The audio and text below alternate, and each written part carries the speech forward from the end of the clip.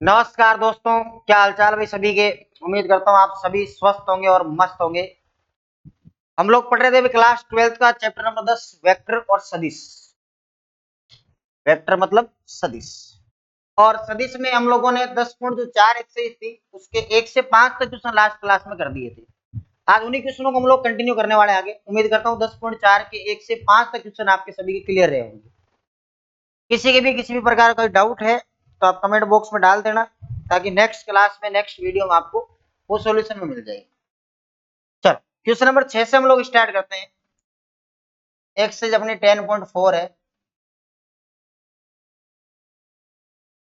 Exercise जो है वो अपनी 10.4। देखो आप बुक में देखते रहिए, इसकी पीडीएफ नहीं है मेरे पास, आगे वाले चैप्टरों से पीडीएफ हो जाएगी अवेलेबल। दिया हुआ ये है कि ए डॉट बी जो है ना वो दे रखा है 0, और ए क्रॉस बी जो है वो भी 0 है। आपको ये पूछा गया है कि ए और बी के बारे में आप क्या निष्कर्ष निकाल सकते हैं।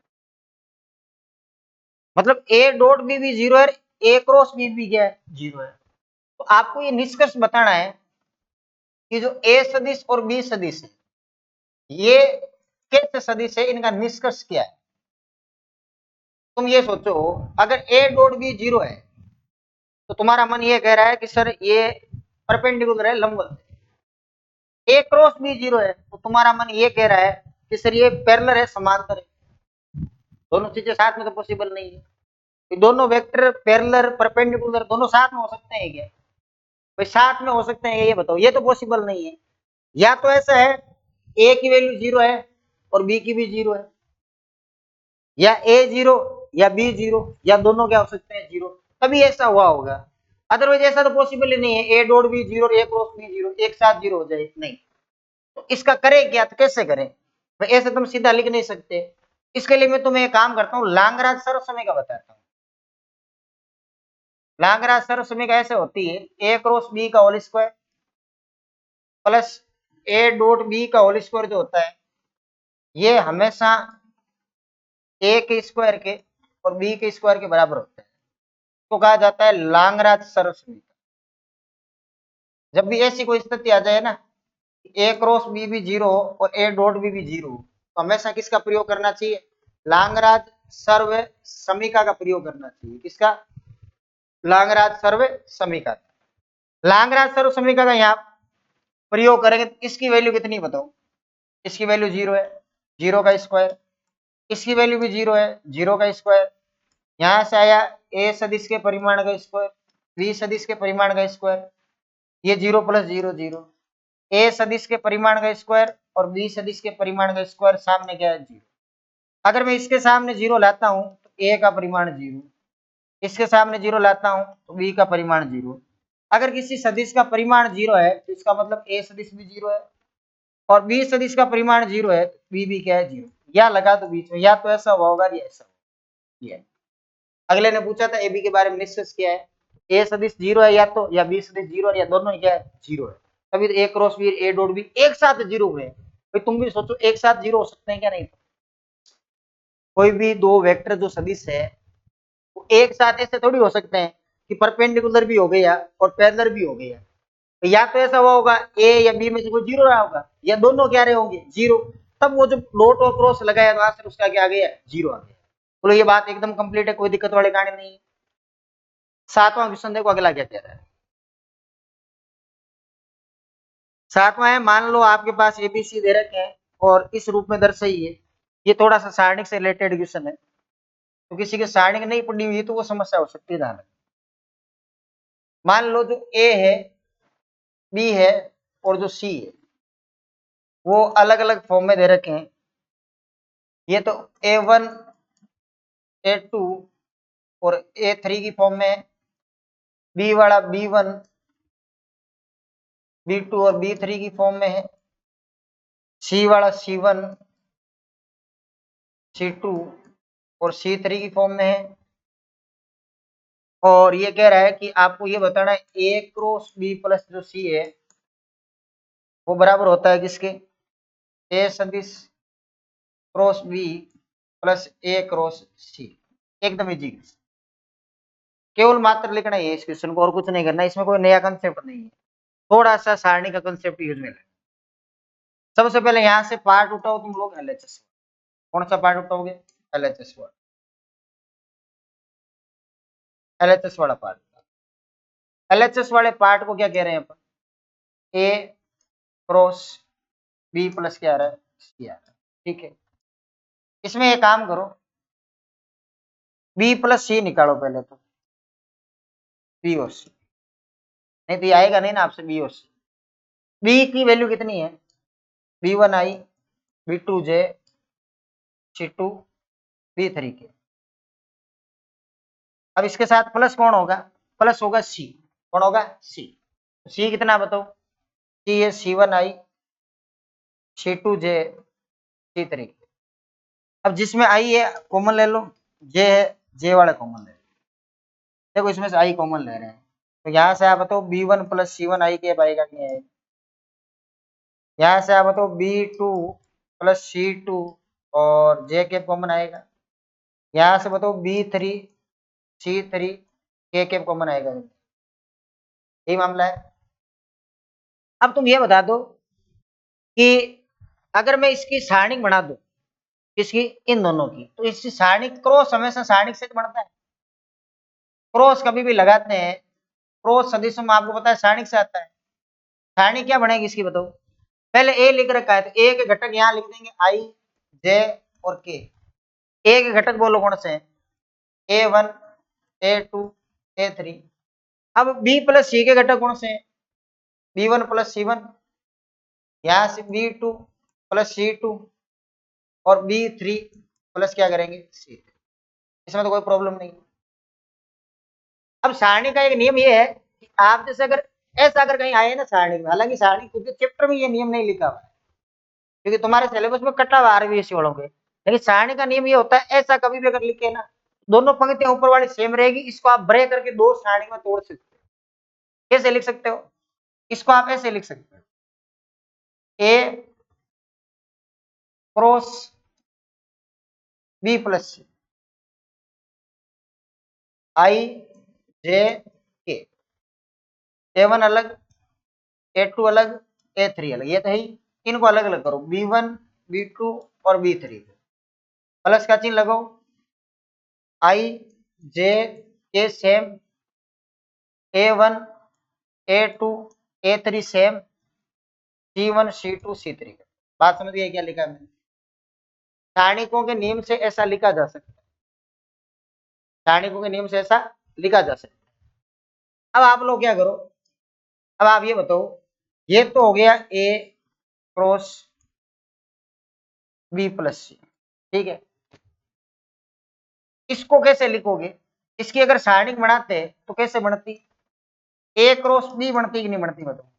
तुम कहोगे सर आपको कैसे पता लगा? ये ए के घटक है, बी के घटक है, प्लस इसकी सारणी बनाऊं, ए क्रॉस सी की बन रही कि नहीं बन रही है? ऊपर ए के घटक नीचे सी के घटक।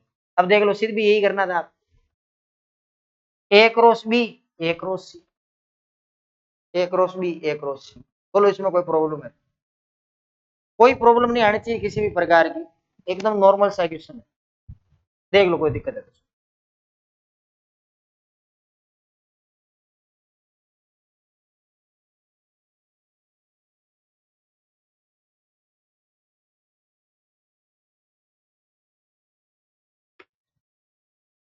कोई प्रॉब्लम है तो देख लो।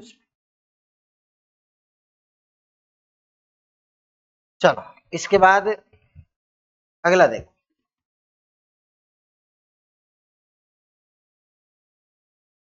आठ में ये लिख रखा है, वो विलोम वाला क्वेश्चन फिर से आने लगे कि अगर ए आपका 0 है,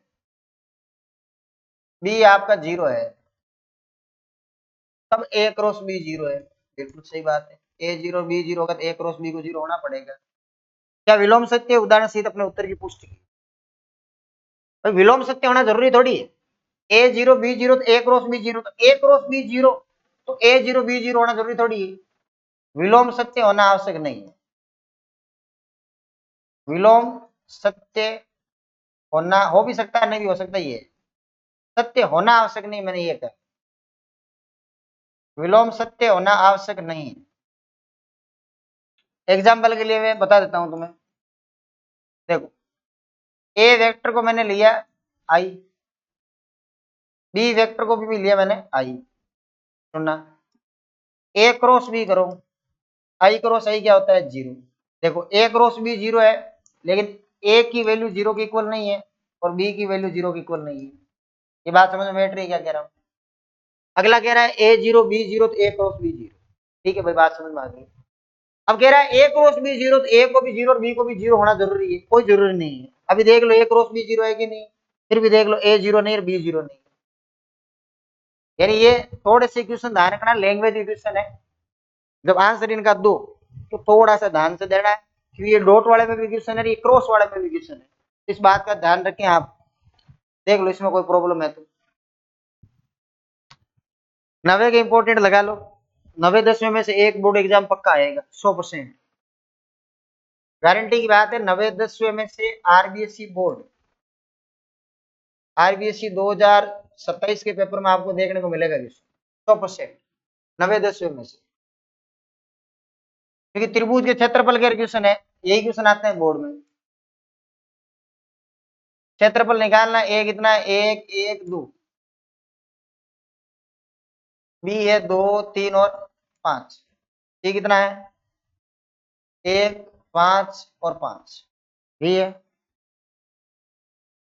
त्रिभुज का क्षेत्रफल, क्षेत्रफल जानते हो सभी क्या होता है?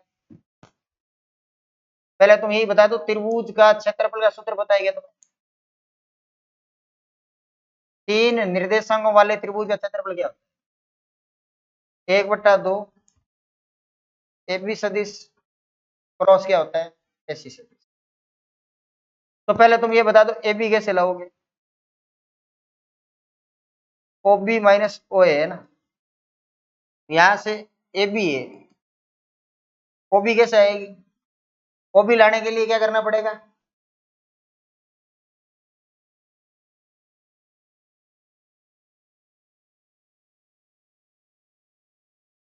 ओ बी लाने के लिए क्या करना पड़ेगा भाई? 2i 3j 5k minus O ए करो, आई माइनस जे माइनस 2k। यहां से जो ए बी आएगा, ए बी कितना आएगा? आई 2j और 3k। ऐसे आप एसी लाओगे, एसी लाओगे तो ओ सी माइनस ओ ए, एसी कितनी है? ए सी, सॉरी ओ सी, ओ सी हो जाएगी आई 5j 5k, माइनस करो ओ ए को, माइनस आई माइनस जे माइनस 2k। आई में सही चला जाएगा 0 आई, जे गया 4j, के गया 3, नहीं मिलेगा। अब आपको क्या करना है? त्रिभुज का क्षेत्रफल बताना है। तो पहले क्या निकालना पड़ता है? ए बी क्रॉस ए सी निकालना पड़ता है। यहाँ पर आई जे के, आई जे के में देखो ए बी कितनी है?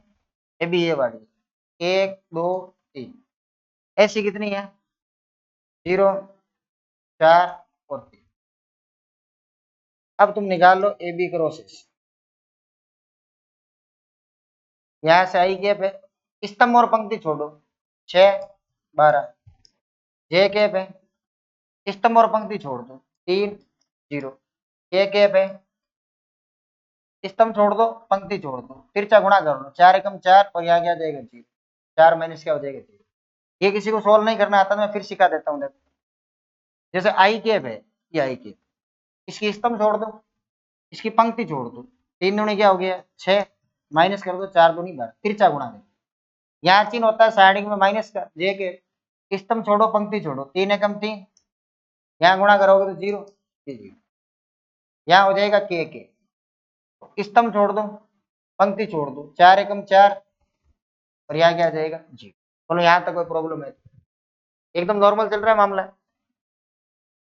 ए बी सदिश क्रॉस ए सी सदिश, 6 में से 12 गया, माइनस का 6 माइनस का 3 प्लस का कितना 4। इसका परिमाण और चाहिए, ए बी क्रॉस ए सी का परिमाण निकाल। इसका परिमाण निकालोगे 6 का स्क्वायर 36, 3 का 9, 4 का 16, कितना हो गया देख लो 45, 10 55 और 6 61, रूट में क्या आ गया 61, रूट में आ रहा है 61। अब तो आप त्रिभुज का क्षेत्रफल कितना आएगा, लास्ट में लाइन लिखनी है पूरी 1/2 इंटू रूट 61, या सीधे लिखो रूट में 61/2 और वर्ग इकाई, रूट में 61/2 और क्या आएगा वर्ग इकाई। ये क्वेश्चन पक्का एग्जाम आएगा आपकी बात, या तो 9वां या 10वां, या तो त्रिभुज का क्षेत्रफल या किसका समांतर चतुर्भुज का क्षेत्रफल, 100% इसमें से एक क्वेश्चन आना है। देख लो इसमें कोई दिक्कत हो।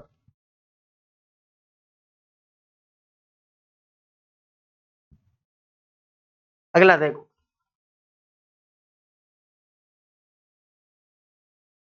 दसवां है, एक समांतर चतुर्भुज का क्षेत्रफल निकालना है और दिया हुआ ये है ए वेक्टर बराबर आई माइनस जे प्लस 3 की, बी वेक्टर बराबर 2i माइनस 7j प्लस के। समांतर चतुर्भुज का क्षेत्रफल सब जानते हो कैसे निकालते, फॉर्मूला क्या होता है पहले वही ध्यान रखना है। देखो समांतर चतुर्भुज के क्षेत्रफल का सूत्र होता है समांतर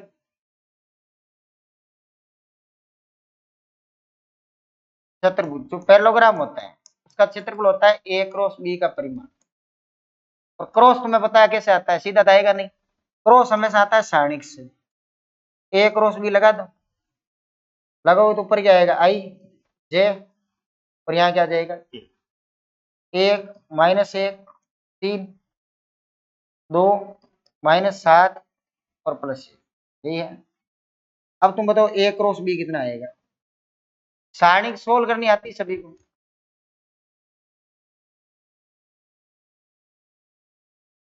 ए क्रॉस, जैसे यहां देखो आई है, ध्यान सुनना बात ये आई, ये वाली जो स्तंभ है ना, स्तंभ स्तंभ छोड़ दो और पंक्ति छोड़ दो, क्या बचेगा -1 प्लस का 7 21, यहाँ माइनस का जे के,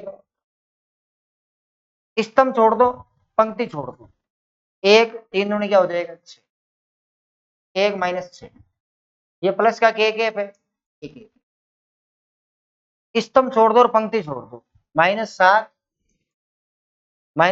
और इधर जाओगे तो प्लस, ये यहां से देखो ए क्रॉस बी क्या है 21 से, यहाँ से 20 आएगा सॉरी आई के, एक में से 5 गया 6 गया -5 प्लस 5 जाएगी और प्लस क्या हो जाएगा 5, देख लो कैलकुलेशन गड़बड़ नहीं होनी चाहिए। अब आपको इसका ही क्या निकालना है, परिमाण निकालना है, क्या निकालना है परिमाण, ए क्रॉस बी का क्या निकालना है तुम्हें परिमाण निकालना, 20 का स्क्वायर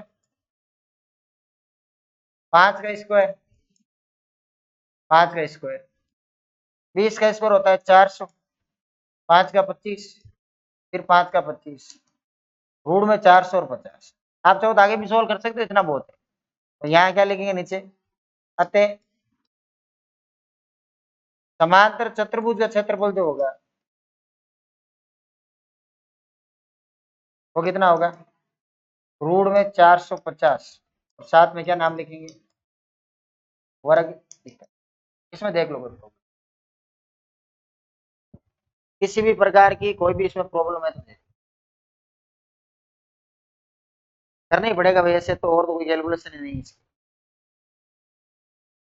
इसकी और कोई कैलकुलेशन ही नहीं है, लिखना पड़ेगा इतना।